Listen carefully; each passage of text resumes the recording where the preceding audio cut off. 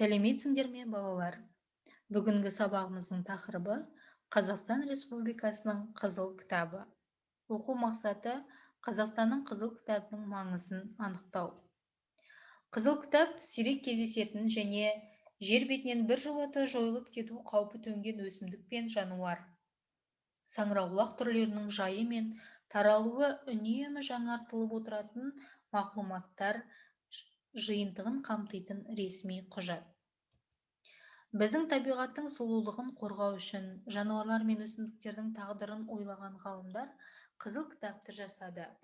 Оны 1966 жылы табиғатты және табиғи ресурстарды қорғау халықаралық одағы шығарды. Осы уақытқа дейін Қызыл кітаптың 5 томы жарық көрген. Оның 4-еуі жануарлар туралы, ал 5-шісі өсімдіктерге арналған. Қызыл кітап жойылу қаупі төніп тұрған жануарлар мен өсімдіктердің тізімі. Қызыл кітапта олардың саны, мекен ету ортасы, сонымен қатар осы түрді сақтау тәсілдеріне сипаттама берілген екен.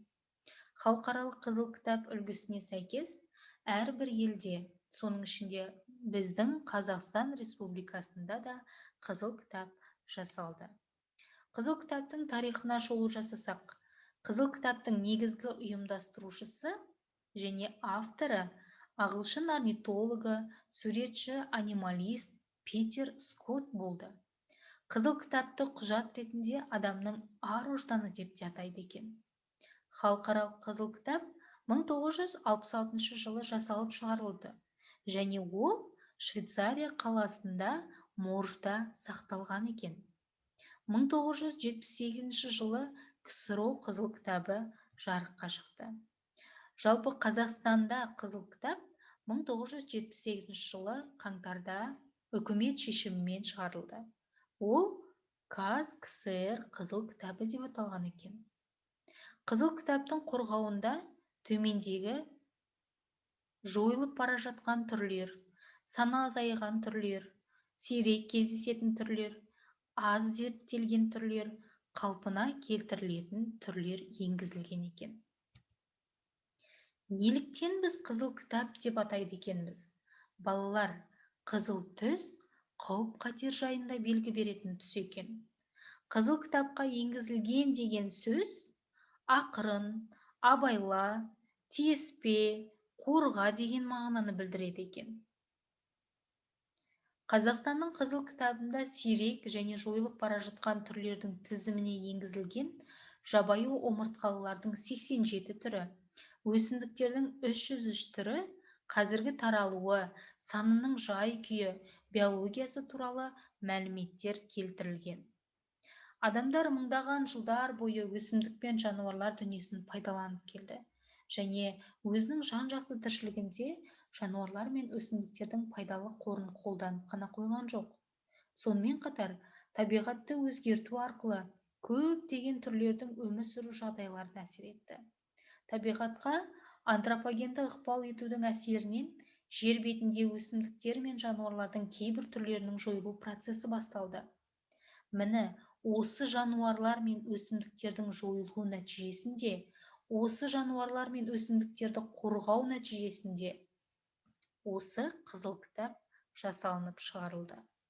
Қазақстанда 40 сүтқоректілер, құстардың 57 түрі, қосмекенділердің 3 түрі, 18 түрлі балық және бауырымен жорғалаушылардың 10 түрі енгізілген. Қазақстанның Қызыл кітабында жойылу қаупі төніп тұрған және сирек кездесетін жануарлар мен өсімдіктер, саңырауқұлақтардың тізімі көрсетілген. 3 рет жарыққа шығарылған екен, соңғы үлгісі 1996 жылы шыққан. Қазақстанның Қызыл кітабында омыртқалылардың 128 түрі, балықтардың 18 түрі, бауырымен жорғалаушылардың 3 түрі, қосмекенділердің 10 түрі, құстардың 57 түрі, сүтқоректілердің 40 түрі енгізілген. Өсімдіктердің Қызыл кітабы жалпы жақын арада ғана адамзат баласы өсімдіктер әлемін ысырапшылықпен бұза отырып, табиғатқа ғана емес, өзіне де қауіп төндіргенін сезінді. Жалпы Қазақстанда табиғатты қорғау туралы заңдар қабылданған екен.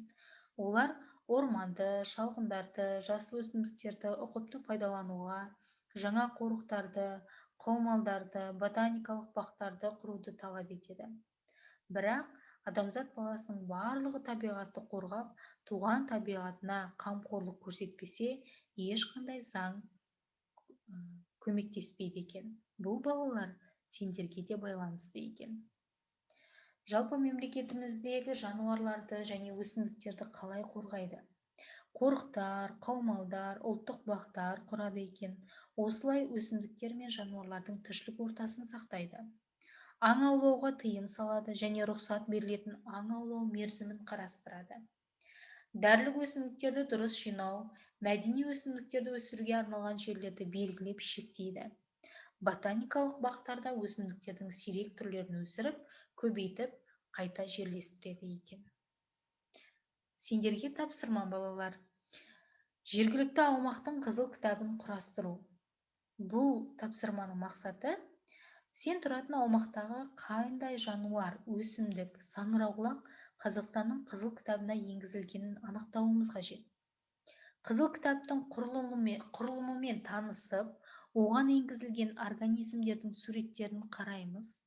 Олардың арасынан өзің тұратын аумақта бар жануар, өсімдік немесе саңырауқұлақ түрлерін таңдаймыз. Олар туралы ақпаратты төмендегідей жоспар бойынша жазамыз.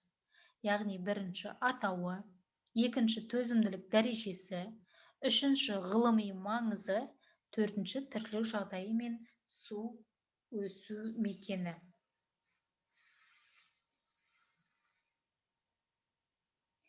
Келесі үйге тапсырма адам табиғатты қалай қорғай алады тақырыбында кластер жасап келесіңдер.